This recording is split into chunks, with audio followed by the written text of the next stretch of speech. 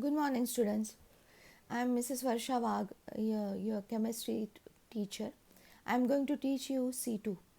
This is our code word, or you can may say this is the abbreviation of that part, in which we are going to study organic chemistry and a little bit part of the inorganic chemistry. So this is C1 and C2. Our syllabus is divided into C1 and C2. So today we will start C2, and our most important chapter, that is the basic principles of organic chemistry. You studied so many things up to 10 standard, but to first of all we have to revise all those things in the consent to this our syllabus, and then we will go further for next topics. So basic principles of organic chemistry. First of all we will see the introduction.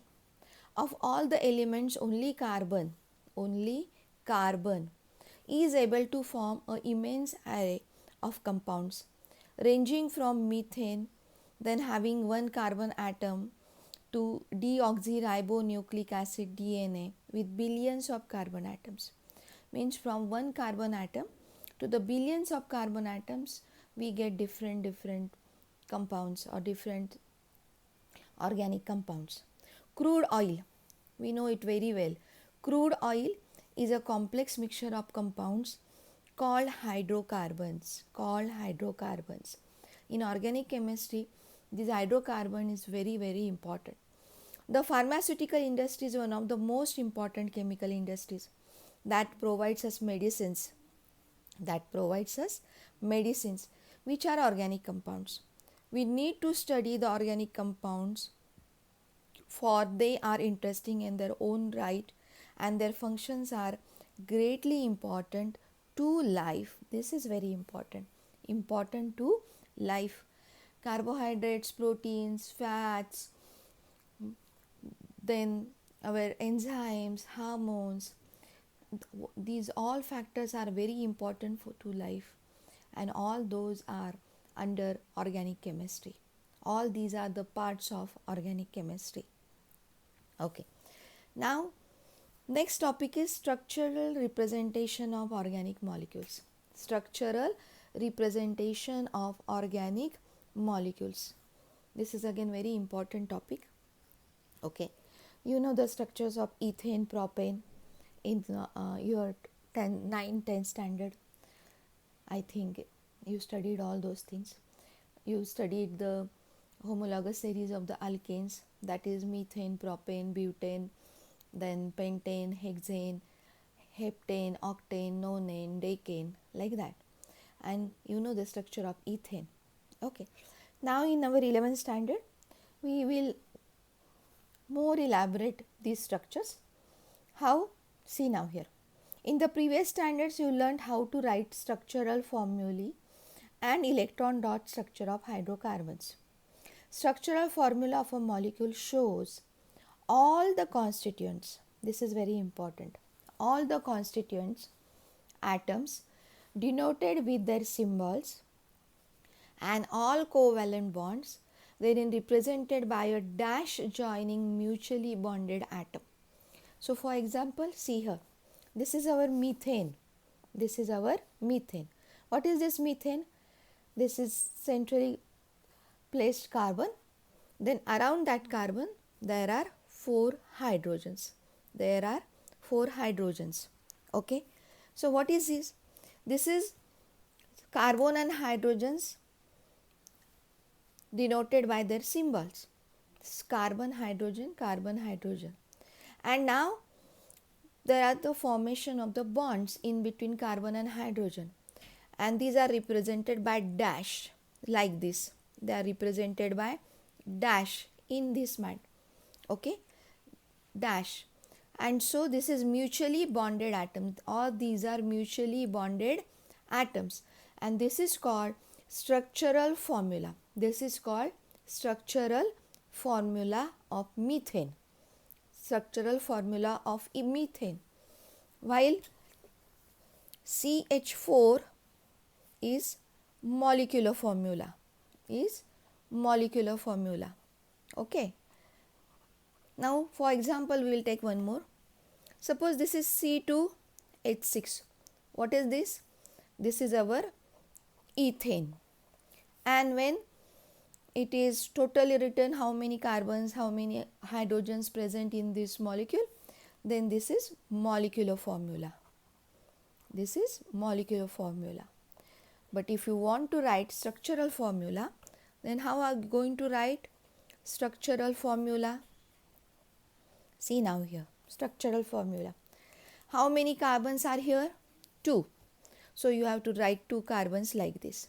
How many hydrogens are there? 6. Carbon's valency is 4, and that's why there should be 4 bonds around this carbon. Okay, so now here is 4 bonds around the carbon, like this, 4 bonds around the carbon. 1, 2, 3, 4. 1, 2, 3, 4. Okay, and to these bonds formed with these 6 hydrogens. So first hydrogen, second hydrogen, third, fourth, fifth and sixth. So total 2 carbons, 6 hydrogens, and this is our structural formula. This is our structural formula. Okay, these are the dashes we show to represent covalent bond. One more thing we can do, that we can show it is by the electron dot structure. Electron dot structure. Now what is this electron dot structure? See, again these 2 carbons are here. Okay, around this carbon here are 6 hydrogens. 6 hydrogens, 3 attached to 1 carbon. So 2 carbons, so total 6 hydrogens. Total 6 hydrogens. Now this carbon is having 4 electrons around this. 4 electrons around this. Okay, and these hydrogens are having 1 electron around it. 1 electron around it, like this. Okay, and we know very well when the sharing of 2 electrons, mutual sharing of electrons gives us covalent bond like this. Okay, covalent bond like this. Now around this carbon also there are 4 electrons. There are 4 electrons, and then with these hydrogens 1 electron, 1 electron, 1 electron like this. Here it is bond in between C and C, while here bond in between C and H. C and H. To understand very well, we may differentiate it like this. Dot is electron of carbon. Okay, and we can change electron representation of hydrogen by cross in this way. This is one of the another method, so it is more clear. Okay, and then cross is the electron of hydrogen. See, now it is very clear. 1 electron we represented by cross of hydrogen, an electron of carbon we represented by dot. We represented by dot, and this is our electron dot structure. This is electron dot structure, and this is dash line structure, or simply you can say this is the structural formula. Okay, see here, next thing is given same for this electron dot structure, which I explained you just now. These electron dot structures are also called Lewis structures. These are the Lewis structures, and the dash formula represents simplified Lewis formula. This dash forming simply represents Lewis formula. This simply represents Lewis formula. This dash, instead of writing electrons, we are writing dash. 2 electrons form 1 covalent bond, so 1 dash over there, 1 dash over there. Here it is 2 electrons, so 1 dash over there. Here are 2 electrons, so 1 dash is there. Are you getting this thing? Okay, so these chemists have developed some more ways to represent organic molecules fulfilling specific requirements. Fulfilling specific requirements. Which are those? We are going to see now in the next topic, and that is condensed formula. That is condensed formula. This one. Now, next topic, that is condensed formula. Now, what is this?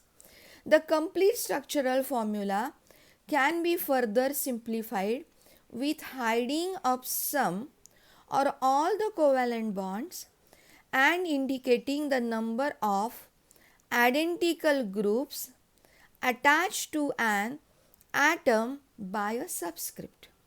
By a subscript. I will explain each and everything. The resulting formula of a compound is known as condensed formula. Is known as condensed formula. For example, condensed formula of ethane can be written as CH3-CH3 or CH3CH3. See now.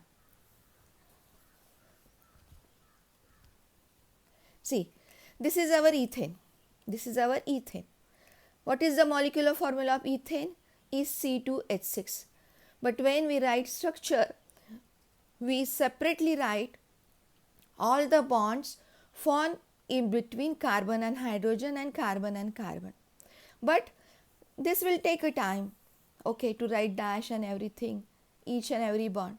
So chemists suggest us that you can write it in the form of condensed formula. So what is that? In the condensed formula,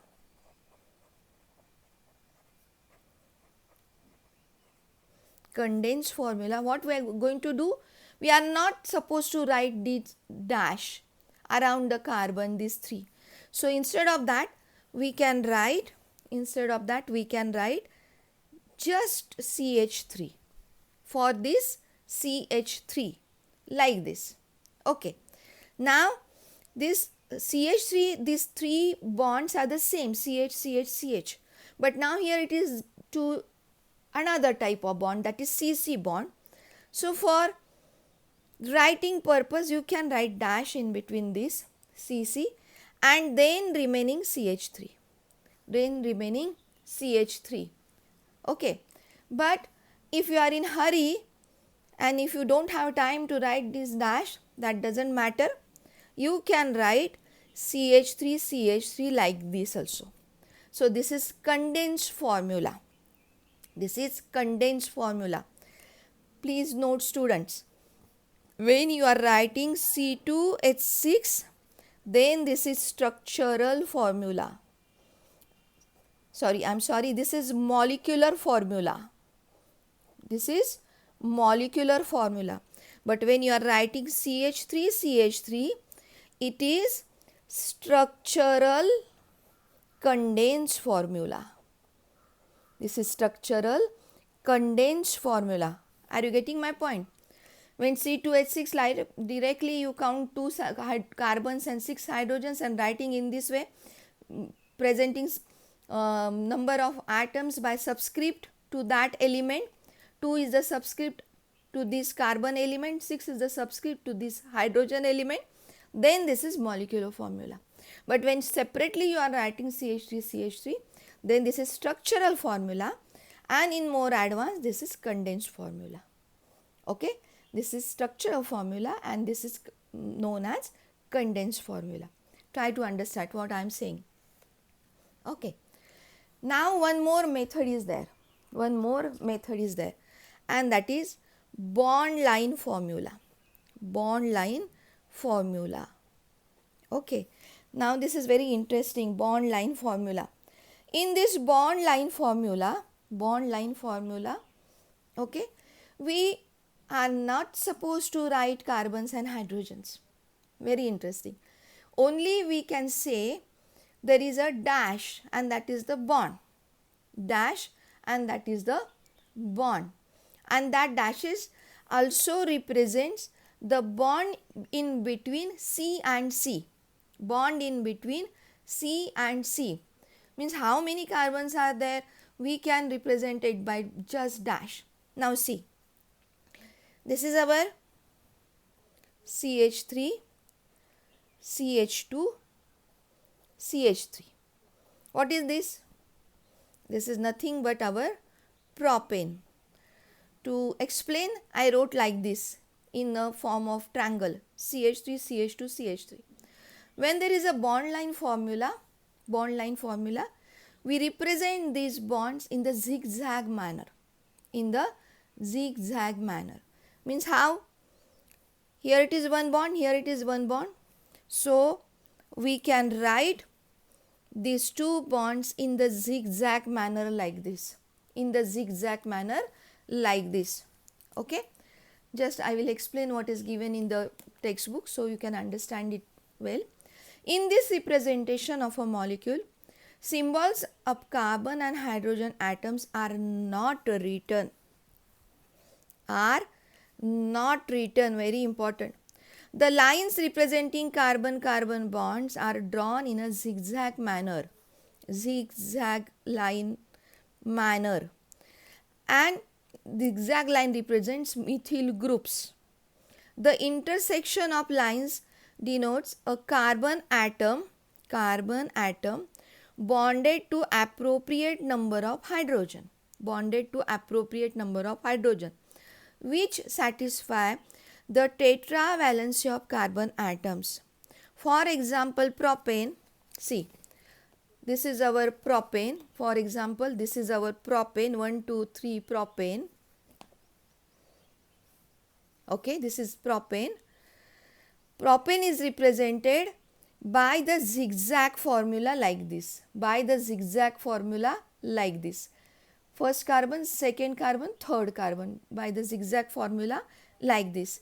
And we are not writing carbon and we are not writing hydrogens, but taking into consideration that carbon's valency is 4. Means at these ends there are CH3, At these ends there are CH3, But at the junction it is CH2. Because carbon's 4 valency are satisfied by this one bond and this one bond. So with this carbon there are only 2 hydrogens. While at the end of the zigzag line always there is CH3. But now question arises. This is for carbon and hydrogen. But if there is another heteroatom, you know heteroatoms, oxygen, sulfur, phosphorus, nitrogen, then all halogens, chlorine, bromine, iodine, fluorine, like that, X. Then if these are the things, oxygen, sulfur, phosphorus, nitrogen and halogens, then we have to mention it. in the formula. You should write it clearly. Heteroatoms should write clearly. How? See now. If given compound is C2H5OH. What is this? This is ethyl alcohol. So now what is this structure? We will write a dash formula, structural formula separately. Then this is CH3, CH2OH. C2H5OH means CH3, CH2OH. Now how to write zigzag formula or bond line formula? 2 carbons. Okay, so here it is first carbon and it goes to the second carbon. So at this end there is CH3, at this junction there is CH2, and to this CH2 this OH is attached. So one more bond is there, and now heteroatom we should write it clearly like this. So this is the bond line formula of ethyl alcohol.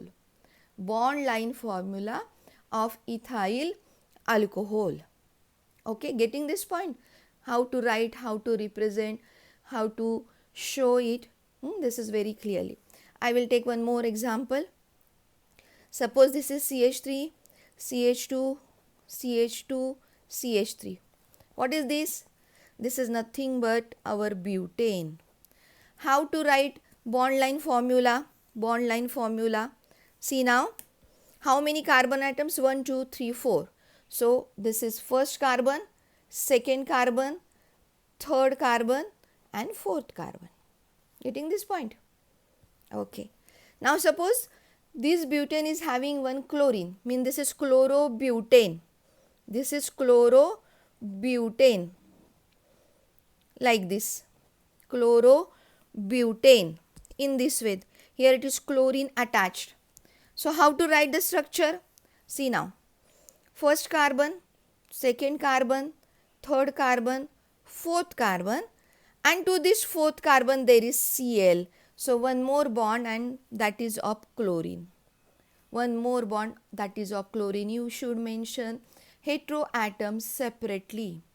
Okay, you cannot neglect that. You should mention separately, like this.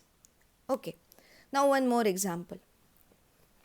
Suppose this is our CH3 CH, and to this CH there is OH attached, and then this is CH3. Okay, this is isomer of this isomer,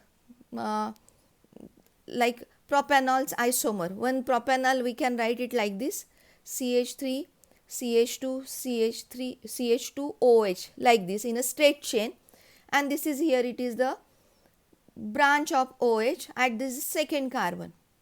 Okay, straight chain compound, this is branch chain compound. Okay, now how to write? See, this is the example of this one, CH3 CH2 OH, CH3 CH2 OH. This is another example. See now here, 1 2 3. So 1 2 3, and at this third carbon there is OH. So here is the bond in between CH2OH, and here it is the OH group.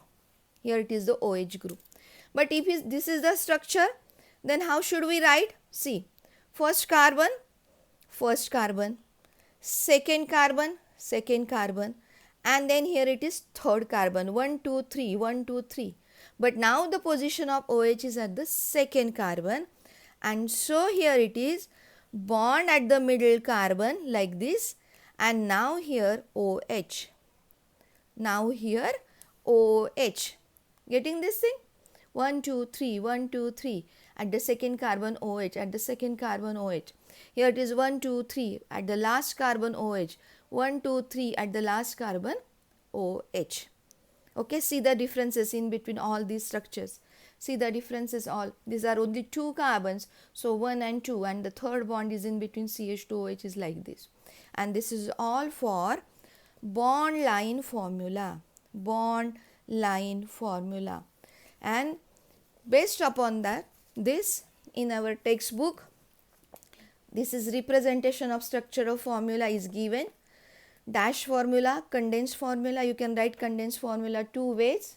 You can mention the line in between two carbons, or you can not write this and you can make a bracket if there are the same groups.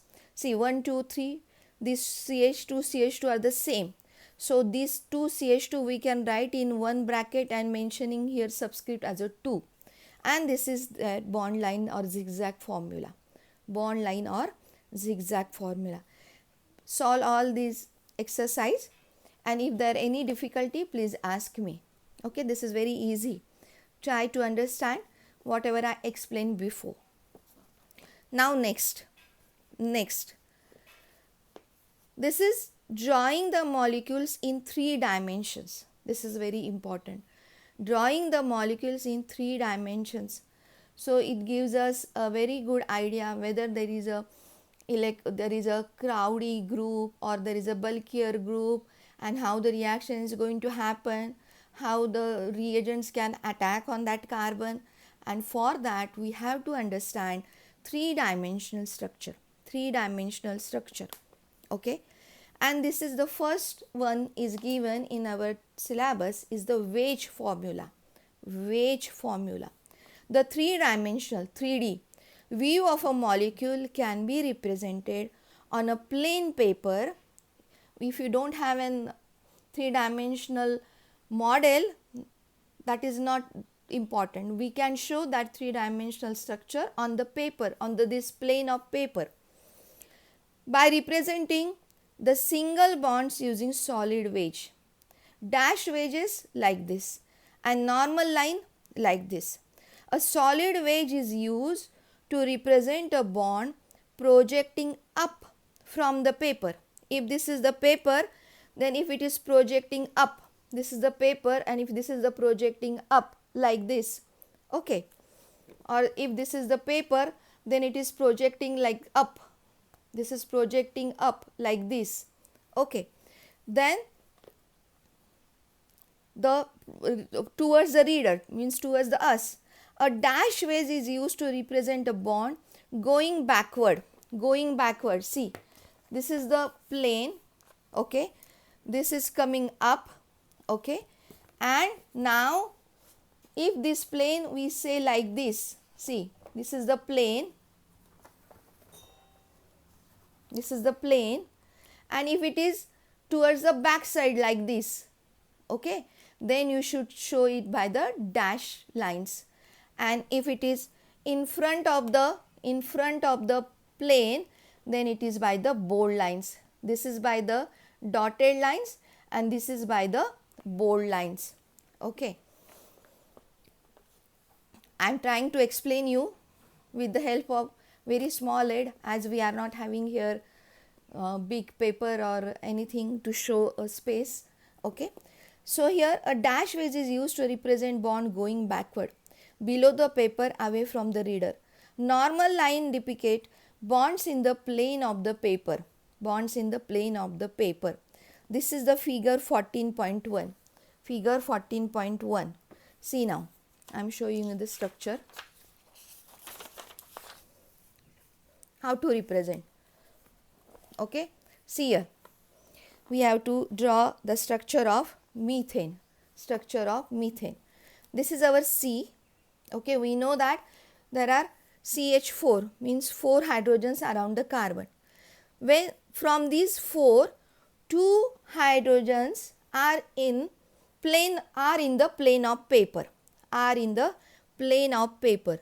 So these two normal lines indicate they are in the plane of the paper. So here it is one H, here it is another H. Now 2 hydrogens are remaining. From this, okay, and now here it is 2 hydrogens are remaining, and so see here, if there is a dotted line like this,